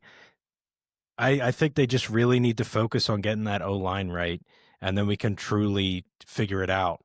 But yeah. So essentially, one more year, give him an O-line, then I'm ready to make the call. Then you're ready to ditch him. Yeah. I mean, I don't know, man. I agree with you, but when you're giving up after 7 weeks, granted they had a bye, if you're giving up less than 15 points per game, your record should not be 2-4. No. I mean, there's no excuse for that. I mean, you need to be able to eke out a few of those close games if you're going to be a playoff successful team, whether you have, an O-line or weapons at wide receiver, which they do kind of, maybe not some like Jamar Chase level, but they have people there and Stroud's not getting it done. Granted, I haven't watched a ton of their games, but from what I've they're seen really and struggling heard, without Mixon too. Like, yeah. And Nick Chubb was amazing with the Browns for many years, but it's seeming like he's pretty much washed at this point. And then, I mean, Woody Marks, we were talking a little beforehand, like want to get him more involved till Mixon gets back. But Mixon, like last year, he was a crucial part of this offense, and I really think they're missing that. But, I mean, with the O-line struggles, who's to say he wouldn't really do that well either? Yeah, I think if this was kind of like we mentioned earlier, it being, year 2, sophomore slump maybe for Brian Thomas, this isn't exactly the same situation for CJ Stroud, right? He did have that amazing rookie year, but his entire sophomore year was horrible. And all that we've seen is a continuation of that into year 3, where I can't actually say that I think there is a game this year where CJ Stroud looked good. I think he's looked mediocre at best in all 6 so far. So I'm a little bit concerned. I definitely hear you about the O-line. That's not, you're not wrong, but if it continues like this the rest of the year, I think CJ may have just had a real bright spot in his rookie year, which is great. It's the second best rookie season of all time. But just, I don't know. I'm almost ready to have that conversation, I think. Well, and what do we think about D'Amico Ryans too? Because I kind of feel the same way as Stroud. Like, I thought his first season, his rookie season, same as Stroud's, he was phenomenal. And I thought, oh my gosh, they got one of the best coaches in the league. Like, I was literally that freaking hot on it. And I wonder if this is a reflection of him at all either. But curious of your guys' thoughts there. Same exact thought you just kind of described right there. I mean, first year, maybe new energy, it's raw. You have this guy coming in, he's got some sort of aura or some sort of athleticism around him, have a fantastic season. And then last year, good defense and just dog shit. I mean, same with this year, fantastic looking defense. Not a great team. And I mean, he's a defensive minded guy. Yeah. So you would expect that, but I mean, come on, man. I mean, even in college now, we're giving coaches 3 years and then they're out. Yeah. Come on, turn it around. That's true. The leashes aren't as long as they used to be. Yep. Thank God for that. But So that's a story for a different podcast. I just want to say before we move on to the picks, the fantasy came up a lot there, but Kris, you made an intentional decision, I think, to not bring up our matchup from this past weekend. Would you like to Oh, you guys tell played? the Palm City Chucks Let's crowd go. how that game went? Your Super Bowl, as I you don't called it? think we played. Are you sure it was Okay. me? Yeah, I'm pretty positive. No, yeah, we clashed in our dynasty league, and I got destroyed by the Goon Squad too, which is never great. It's not a great feeling. This is Yeah. I mean, Tyler knows about the Goon Squad from last year. It's still gooning this year, and it's gooning very well. I mean, the points for are off the chain for this man's team, what he's rolling out week after week. And I mean, you look at my roster and I just don't get, I mean, we'll have to deep dive at one of these episodes, but it makes no sense that my team's as shit as it is. I honestly think that's I think one of these times when we got some extra time on a weekend, maybe a season recap, we should do a deep dive into the dynasty fantasy squad. For sure after the season, if we don't do it during the season, or maybe playoffs when we have a little more time too. But yeah, when I'm out of the playoffs this year for the first time in 4 seasons because my team sucks, man. I'm feeling Kris over here. Honestly, my points for, not too bad. Puka falling last week, tough. Jonty being temperate, tough. But that's fantasy football. It's the points against. I keep coming back. Brutal. We're just the unlucky ones in our leagues. The points against really can write the whole story. That's fair. I'm getting a little bit. Well, I mean, I don't know if you could say that my points against are second worst in our league, my friend. Yeah. So, but I got third most. It's all about the matchups. Yeah, it's all about the matchups. You know, points against are one misleading factor. Oh, yeah, that's right. Well, no, but I have lost by less than like 5 twice this year, and I've scored like 130. So that's kind of that's gross. You know. I have a little bit of that going on too, and mostly in my other league. Dynasty is just shit, really. But my other league, I've had a few where I outscored the entire league except for like 2 guys, and I happen to be playing one of them. A lot of that going on.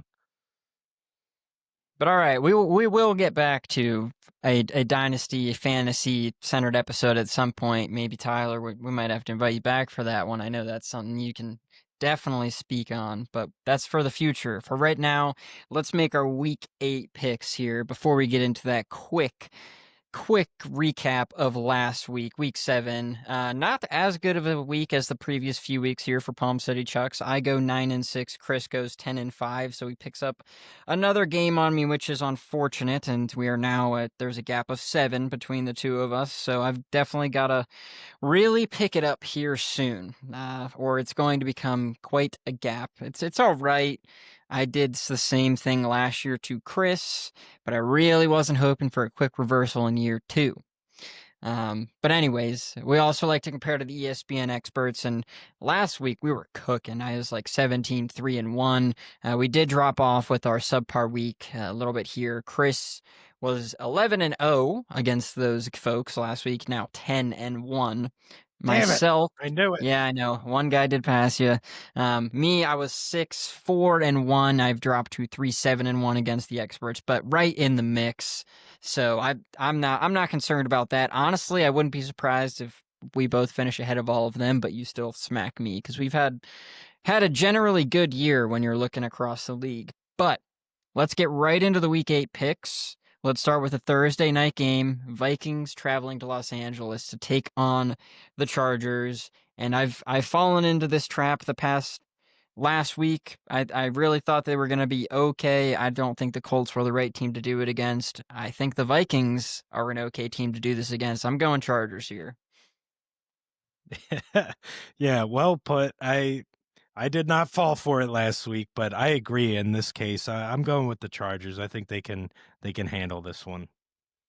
Yep. I'd like to mention this game's at home in SoFi Stadium. So, you know, Chargers being at home, I'm all in on the Chargers. Vikings actually did have a good game last week against Philly, so this was a little bit tougher one. Yep. The spread's at 3. I think I would still take LA to cover that. This motherfucker adding a second home team guy on the pod. Yeah, I don't know if Hell Kris yeah. every It week is matters. like, and they're home. It does matter, but Wow. God Not damn. always, not always. Depends on the caliber of the team, I feel like. Yeah. But sometimes that slight edge. I feel like Dallas at home, though, is a whole nother ball game. You know what I mean? Like, for whatever reason, Jerry's World just speaks to the Cowboys. 12th man in Seattle. That place is Yeah. crazy. Arrowhead, another one. But yeah, let's. Arrowhead, yeah. Yeah. Buffalo. All right. There's a bunch. So we're all in agreement there. We got the Chargers beating the Vikings. So let's move on to the Dolphins taking on the Falcons in Atlanta. This was so easy for me. I got Atlanta here. Miami is just a shithole currently. Yeah. Dolphins suck. I'm also done falling for that shit. And the Falcons with a real stinker in a game we both thought they should win against the Niners last week. Got to bounce back here at home. I think they do. Yep, I don't see this. This one's not a home team advantage. I think the Dolphins are just bad. Spreads at 7.5. I don't know. I think the Falcons could probably cover that. I think they're going to spank them. Yeah. I mean, the Browns aren't that fantastic of a team, and they won 31-6 against this poor Miami offense. The only thing that gives you like maybe a 2 milliseconds of a pause is I think Tua's job is legitimately threatened now. So does he have like one bright spot game in here? I don't think so. I don't think so. Because you can't see his wideouts. That's right. You're so right. How dare me? How dare me?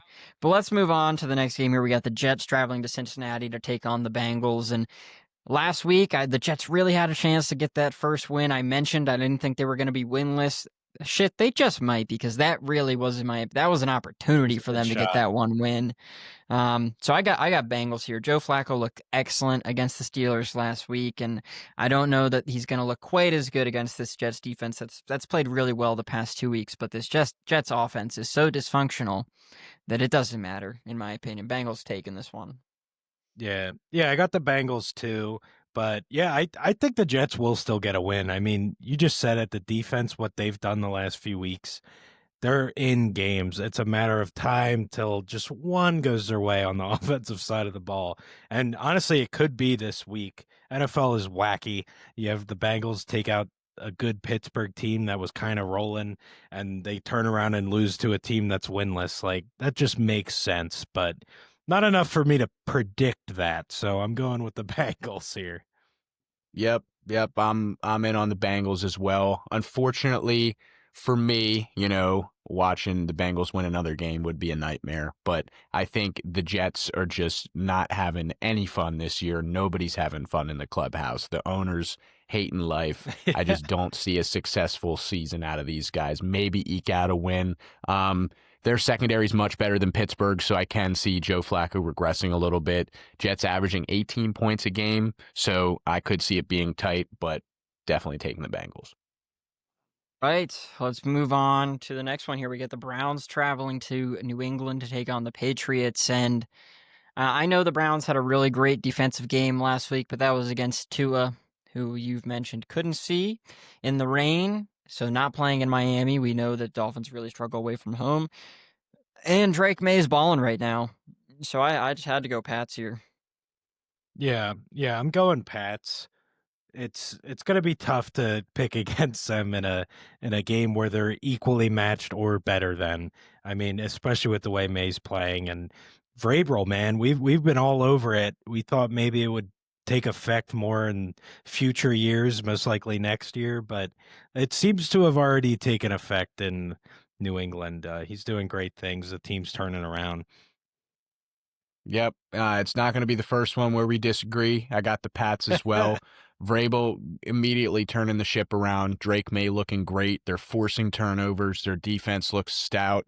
I don't see them losing another game unless it's to like a playoff contention team. Fair. Now, this next one was an interesting one. Giants traveling to Philadelphia to take on the Eagles. The Giants already beating the Eagles one time this year. And I'll be honest, that that being done is the reason I did side with the Eagles here. I don't see the Eagles dropping both games to the Giants. Now, I said something similar a couple weeks ago where it's like, I don't see the Eagles dropping 2 in a row. And, well, they went and dropped 2 in a row. And this wasn't exactly a convincing win against the Vikings either. I think Carson Wentz gave them every opportunity to make that a real blowout game. And ultimately, it's really, really close in the end. But I still think in Philadelphia, the Eagles are going to find enough here to beat the Giants this time around. Yeah, and that's the theme really of this Eagles team, finding enough. And that's why I'm so bothered, because we talk about the talent of this team. You go through the roster, it's one of the best in the league, hands down, and you have to scratch, claw, and get nasty to get every win. And yeah, I think the Eagles do win this. I mean, to get swept by the Giants, that'd be pretty embarrassing. I mean, we already got absolutely demolished by them. Do you really want to turn around 2 weeks later and then lose at home to them? Like, I really can't see it. So I'm going Birds, but a lot to figure out in Philly. Yep, this is one they really want in the locker room. I think you getting your ass beat by New York 2 weeks ago, kind of ending that real run of kind of close games in the beginning half of the season. The Eagles want this one. I think every single player on that team is coming out to try to win on Sunday. This is one of the games where the spreads, I think, might be closer. I already threw money on Giants plus 7.5. I definitely see Eagles winning, but I think it's going to be by less than 7.5 points. Hey, that's the division rivalry way. So that's a good place to put your money, my friend. Yeah, unless you're the Raiders playing the Chiefs last week, then not so much. Yeah, jeez, dude. Never bet on the Raiders for starters. Just don't. Unless against Pittsburgh. I think they're like 10-4 against us in the past 10 seasons or something like that. Crazy. I have to look up the stat, but they always beat Pittsburgh for whatever weird reason. Man. It's weird. We'll find out. Even in the Terrell Pryor days, I actually remember that game. That was really funny. But anyways, we'll move on. Bills Panthers next game up here. Bills traveling to Carolina. Panthers are 3-0 at home up to this point in the season. But I think they take their first home loss this week. Bryce Young is out. I'm not sure how much of a factor that's going to be honest with you. We'll see. But ultimately, I got the Bills winning this one. If there's one thing Mr. Home Team appreciates a little more, giving a team an edge, it's when a good team had a bye week and the Bills are fresh off the bye. So that outweighs home advantage for the Panthers. And yeah, the Bills are going to take this one. Yeah, I think the Bills have been a little bit weaker than everybody expected coming off the first 6 games of the season. Hopefully McDermott kind of shows some stoutness, some strength coming off the bye, and I got the Bills in this one against the Panthers. Yeah, good point you have there too. Like the Bills, their opponents have a combined 3 or 4 wins on the season, and they have 2 losses still. It is not a really, really good Bills team for whatever reason. It's kind of similar to the Eagles. I think it's something they probably figure out when it's all said and done. But yeah, it's something to look at there. And the Panthers are playing good ball lately. I mean, the Jets last week definitely had them wrapped up on defense, but the Panthers defense has been playing really well. So I'm curious to see what they can do against Josh Allen, who's been struggling lately. J.C. Horn is a baller. This one I had circled on my sheet. J.C. Horn is a baller. Yep. Yeah, but to your point, I'm glad you mentioned McDermott there because in our coach rankings episode before the season kicked off, he is a coach that I mentioned as somebody who that was on a hot seat, which I think was a bit of a hot take at the time. But I really believe that without at least an AFC Championship appearance, maybe even needs a Super Bowl appearance, I think McDermott might be on his way out in Buffalo. It's kind of to make a connection here, kind of a James Franklin scenario. Just can't get over the hump in the big games, and it's been that way. So we'll see. But good shout. Let's move on to the next game here. Bears traveling to Baltimore to take on the Ravens. And I'm going to say I made this pick with the assumption that Lamar Jackson is coming back this weekend. So I went Ravens here. And in the way we do this game, I joked about it a couple weeks ago, and it sent Kris bonkers for about 10 seconds. Is that you can't Don't do me like that. Can't change the pick, no matter what the injury outcomes are. But I'm going Ravens here, regardless of whether Lamar plays or not. If he plays, I feel really great about it. If he doesn't, I really don't feel great about it. Yeah, I'm thinking he's going to play too, so I went with the Ravens as well. I mean, they got an uphill battle to climb here, but they got to bring him back if they're going to attempt the climb. And if he does come back, I think he can handle this Bears team. We've talked about Lamar more last year, his record against NFC teams too. Like, it's just stupid good. Like, he just doesn't lose to them other than the Eagles. What's up? But yeah, so I'm going Ravens here. The Bears, Caleb Williams struggled last week. Ravens could be getting a lot of key defensive pieces back too, which would definitely help because this defense is one of the worst in the league. And if they don't get them back, it's kind of just as important as getting Lamar back, especially with offensive guru Ben Johnson coming to town. That's right, baby. That's right. League worst, what is it? 32.8 points per game given up by Baltimore Ravens defense. I'm loving it. I mean, this is fantastic for me as a Pittsburgh fan. Might be my only pick this week against the spread. I'm going to go with the Bears. The Bears are giving up, 25 points a game, which with Lamar back, Ravens are definitely going to score that. Yeah. But with the Ravens' injuries to the defensive side of the ball, Ben Johnson can dial up some very creative plays, even with some of those key guys back. I mean, I've seen throughout the last couple of years, sometimes the Ravens defenders can get torched. I'm hoping for it. I'm betting against it. I want the Ravens to lose, so maybe that's too much action on it, but go Bears, baby. No, I love it. Thank you for being different, and I hope you're right, honestly. Go Bears. Yeah, I'm just going to say right now, I wanted to bring this up at some point while I had you, but I think it was last week, maybe 2 weeks ago. I'm pretty sure last week where I said the Steelers have the easiest path to a division title in the NFL. Then they go and lose that game to the Bengals, which is bad, but they had the easiest path with how their division was playing out, and they're going to make it a struggle. And I just want you to say, I said it's the greatest thing right now with how the Ravens are doing. I might be clipping this in like 10 weeks. That's all I'm going to say. Oh, 100%. 100%. The problem is we're playing some tough teams towards the back half of the year, especially if Lamar's back. So you can never discount that. But 100%, we should have won that game against Cincinnati. It would have put us 3 games up or 3.5 games up on the next closest division rival. And that would have basically sealed the rest of the season in terms of a playoff berth. I mean, honestly, we only have to win a couple of games against some very good teams to make it happen. Kind of digging ourselves in a hole now, but it's all right. We'll see. But all right, through the first half of the game, slightly over half, there's an odd number this week. Only one difference between the crew, and that's Tyler taking the Bears over the Ravens. All right, let's move to the last. I respect it. I did have to debate. Like I said, it was a tough choice, and injuries are going to play into that a lot there. We got 6 games left, so let's roll through those. We got the 49ers traveling to Houston to take on the Texans, and I mean, we talked about it a lot earlier. Texans are just on the struggle bus right now on the offensive side of the ball. Defense looking decent, but the 49ers getting Kittle back, I think in a second week back, will make much more of an impact. They obviously have McCaffrey.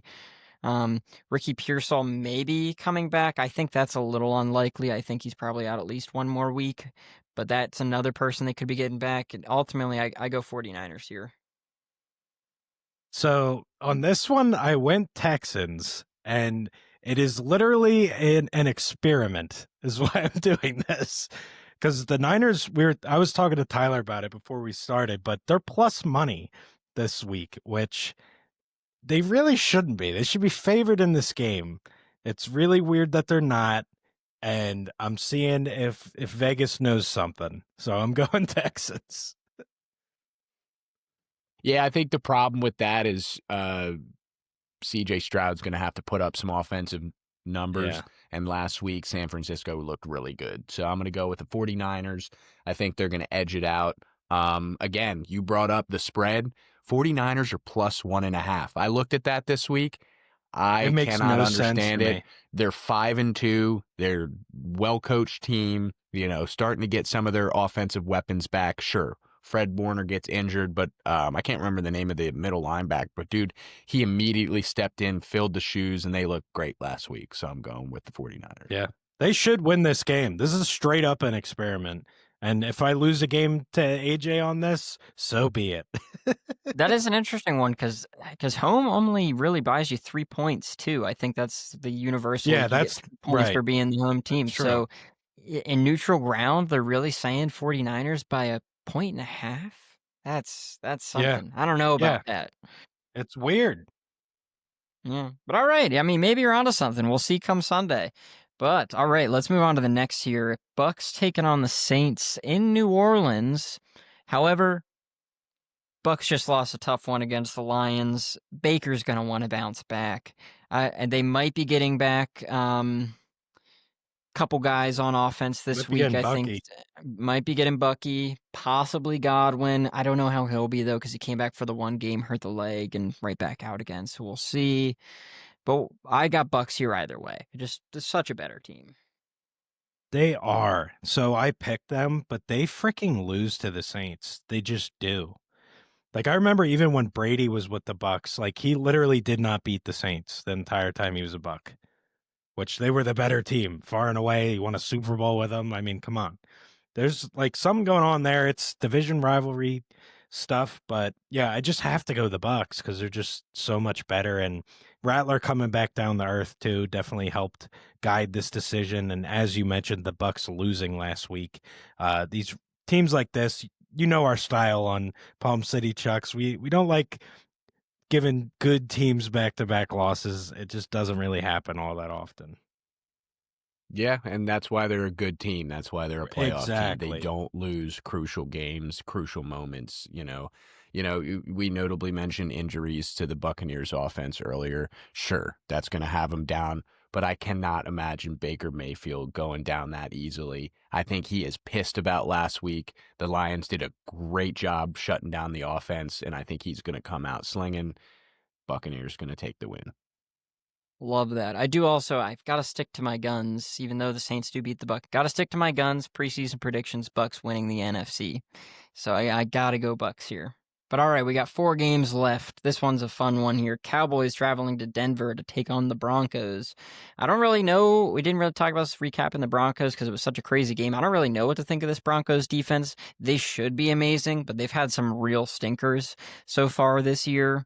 And this Cowboys offense is probably the best in the league. I don't know that it's honestly a question. Unfortunate for you, Kris, but I really do think they're the best offense in the league right now. So I got the Cowboys taking this one because the Broncos, even though they pulled out last week and they beat the Eagles 3 weeks ago at this point, their offense really hasn't been clicking bar that fourth quarter. So I got the Cowboys here. Very fair. Before I make my pick, I just want to say, Mile High, I want the Cowboys to do some crazy shit with Aubrey. I want a 70-yarder, 75-yard. I want to see some shit. But that's it. I want them to end with 3 points, and it's a 70-yard field goal. I have the Broncos here, but your points are valid. Defense very up and down, even though it should be elite. And, yeah, the Cowboys have the best offense, I guess. I mean, statistically, they definitely do, but it doesn't make it any easier to say. But I'm going with the Broncos here. I think they continue their path of destruction against the NFC East. Yeah, I'm gonna have to side with AJ on this one. I think it's the battle of a great offense with a shit defense against a shit offense with a great defense. You know what I mean? That's what it should be. Yeah. I think, yeah, you know what I mean? So I really think Dallas can just outscore them in this game. I think it'll be a little lower scoring than some of Dallas's previous games. I mean, putting up 44 in basically 2.5 quarters against Washington was kind of crazy, but I just think they have the more high-powered offense, and it's going to come down to that. If they can score a few times and get ahead, I think they'll kind of just pace out the game or make something happen later in the game like Denver was able to last week. I don't think they can pull that off twice. No, they're not gonna crumble in giant fashion, unfortunately. But yeah, having CD Lamb back too is crucial in this one. One of the best corners in the league in Surtain for Denver. Can't take both of them out, Pickens and CD. So Dak's gonna have an option, and Dak's been playing great ball. So we'll see. And Ferguson, number No, one he's tight been end in the great. league right now, at least in fantasy. So Yeah, he has been good. he's having a stellar season. Which expect that to take a little back seat now that CD's back. But yeah, he has been totally serviceable and still a threat. Yeah, absolutely. And you mentioned the score there, so I'm gonna add a little fun to this one. I'm just gonna give a score prediction before I take us to the next game. I'm gonna go 27-20 final score in favor of the Cowboys. So that's what I'm going with. Gives you two opportunities to see Aubrey kick field goals based on that score. So There you go. yeah. It's 35-3 Denver, but I get my 70-yarder from Aubrey. It's their first drive of the game. They actually get it on a kick return. They get to the 50 and then stall immediately with some worm burners from Dak. And then, yeah, Aubrey lets it fly. It goes in. They have a little history, which does suck. Why am I rooting for that? I don't want them to have the longest kick ever. It's just destined to be his. I mean, he's a phenomenal kicker. I'm gonna hit you with a weird take. I don't think they kick a field goal in this game. I think it's gonna be 28-24 Dallas. Okay. All right. Interesting. But all right, so we got 3 games left. Let's move through them here. We got the Titans traveling to Indianapolis to take on the Colts. Really not much of a decision here for me. I got Colts all day. Yeah. How could you not? Danny Dimes is the definition of consistent. Right now he is, damn straight. For sure. I mean, it's worth noting that the spread in this game's 14 points. That's crazy. Yeah, Colts are gonna whoop them. I mean, I have no faith in Tennessee. Sorry, Cam Ward. We kind of touched on that a little bit, but yeah, Colts all the way. Which we'll do a little bit of Titans news here real quick. Lockett did ask for his release, and he was granted his release. Which I did not know that. Interesting. Pittsburgh. Not a bad shout. They could use him. I feel like he might end up back in Seattle, though, honestly. It's really just the JSN show over there. I mean, I don't think he's going to want to be. I mean, he's going to be a wide receiver 3 at best there. At this point in their careers, Cooper's got Tyler Lockett for sure. So I don't know if he wants to go be a wide receiver 3, but, Houston, maybe with the injuries they're facing there, they really only got a bunch of young guys. The Steelers are actually not a bad shout at all. If he's okay, not going to play for a winning team, the Browns would be a pretty good destination for him because even Judy's having a really bad season, lots of drops, not putting together a lot, but a couple interesting spots for him. But the Titans we talked about this a couple teams earlier, but the Titans are taking the good choice and letting the youth playing Iomanor, playing DK, letting them get the reps at the wide receiver position. Yeah. But all right, we got 2 left here. This one could be interesting. I think we're going to have some differences on this next one here. We got the Packers traveling to Pittsburgh to take on the Steelers, and I'm going to let Tyler start us off on this one.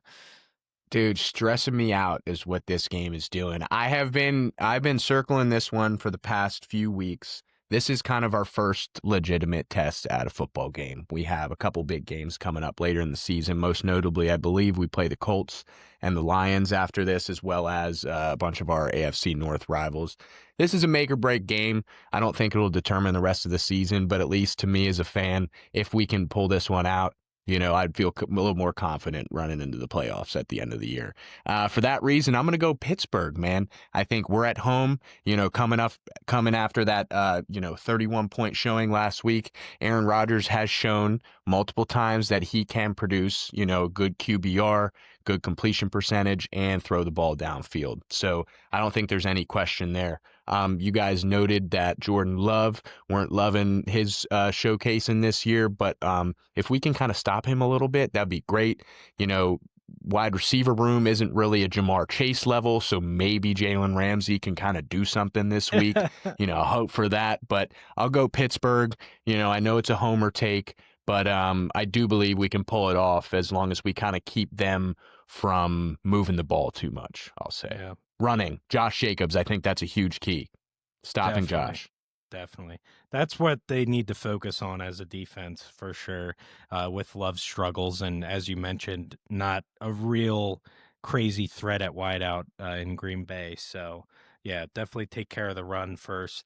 I'm going Steelers too in this one. And there's something you failed to mention there. Rodgers is going up against the Packers, man. Yeah, true. Come on Revenge now. game. Come on. Revenge game. Yeah, I think he goes off. I really do. And the Packers, I kind of alluded to it earlier, they're playing with their food. They're not taking care of business and in games the way they should. And I think it's going to bite them in this one. I think it will be close, but I think Rodgers is going to have a phenomenal game, and I think he's going to do enough. Yeah, we'll see. We'll see. I do want to, before I make my pick here, like 2-second segue. You mentioned Jalen Ramsey there, who has not been good for you all this year. That trade, what were they doing? What were they doing trading Minkah Fitzpatrick away for Jonnu and Ramsey? So what was weird. happening, man?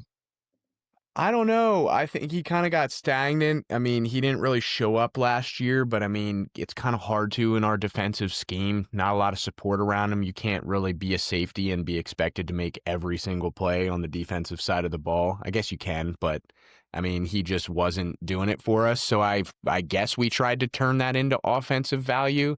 I mean, our corner situation is not good. JPJ thought he was kind of be a more of a lockdown guy. They're throwing all kinds of flags on him. Was not happy at all with the refereeing of last week's Steelers game, besides the point. So I think it's kind of tough to see a future with him. Obviously, he's an older vet, so we need to just find some depth at that position. Slay, not the answer. Slay also hasn't looked too hot. Yeah. I think that's our scheme, too. We're putting too much pressure on those guys to man cover everything. Yeah. Because we can't figure anything out. Like you were saying earlier, too, when you're playing Jamar Chase, like, maybe you got to switch it up a bit. Jamar's going to win one-on-one. But anyways, I appreciate that. I'll let you know now that I was wrong, and this is a clean sweep here. I also went Steelers. Damn. Makes me worried. Yeah, I know, right? But, I mean, Kris said it. The Rodgers revenge game, man. Because you got the hometown crowd. Pittsburgh fans are probably going to really get into it with Green Bay coming to town. I've mentioned I haven't loved what I've seen from Jordan Love lately, and I think if you stop Josh Jacobs, you're going to put yourself in an okay spot, because this Packers defense really hasn't been that great since week 1 and 2 either. They really haven't. Micah Parsons has been waking up, but the rest of the defense has been starting to fall asleep a little bit, in my opinion.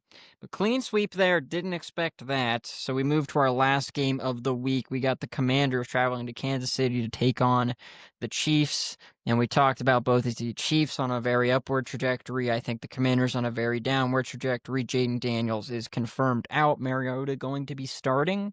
So I got the Chiefs here. This was pretty easy for me. Yeah, it's Chiefs all day. I mean, they're on fire. It sucks. I'm not happy about it, but at least they're going to take out an NFC East rival this week, so that'll be all right. Yeah. You know, I will say one nice thing about Washington, because I think they're going to get mollywopped. Mariota does fit nice into their offense, and I think he's a serviceable backup QB for them. So I don't think they're really losing a whole lot by having him in there. Obviously, you want a piece like Jaden Daniels, of course, but like when you can't have that, I think Mariota's a good backup option. They can kind of evaluate and see what they have in some of these young guys. You know, I wanted to bring up real quick, you said earlier that they're the oldest team in the NFL or close to it, and I read that somewhere, and it's crazy to think about that because of how much draft capital they've had recently. I just wanted to make note of that, you know, with how many guys they kind of had. It's by far the oldest team, too. Like, it's not close. It's a couple years on average. Yeah. Wow. Which they were last year, too, and they brought all those, like, same old guys back and left the younger guys go. Like, really interesting tactic there. Really shortened their window. Like, Jaden was put into a situation where it was win now, and then he's going to have to go through at least a mini rebuild to then be in contention again. Kind of interesting. You don't really see that formula often. It's very true. It is interesting, and all I can think about is, and if you go and watch our second episode that we recorded with Tyler on the Slanted Attic Experience, it seemed like they could use some youth like a little Cleveland Farrell maybe should have not been cut from the squad. That's an inside joke. Just listen to his second episode of the Slanted Attic. If Tyler, that's right, I forgot. You want to remind us where we can find the Slanted Attic, sir? Oh, man, appreciate you guys. This has been so fun. I mean, 2 hours down the rabbit hole talking about NFL. I mean, geez. I mean, if it wasn't, late here, I could talk for another 2 hours. You guys are fantastic, at laying out the sports world, and it's a pleasure being on here with you guys. For those of you out there, thanks for listening to us. I run a podcast called the Slanted Attic Experience. Had the pleasure of having these guys twice, as we've already mentioned. It's available everywhere: Spotify, Apple Music, or Apple Music, Apple Podcasts. I think we're on iHeartRadio. All your social medias, you can find us out there. But yeah, I really want to thank these guys. This has been so much fun, and I cannot wait to do it again. No, absolutely. This was definitely a blast. We really appreciate you coming on. It's really great conversation. And as you said, thank you to everybody for listening in. Another 2 hours down here. We can talk forever about this game. You all know that by now. But with that, we appreciate you all. Love you all for listening. Like, subscribe, comment. Let us know what you thought. And we'll be back with you next week. Later, PCC!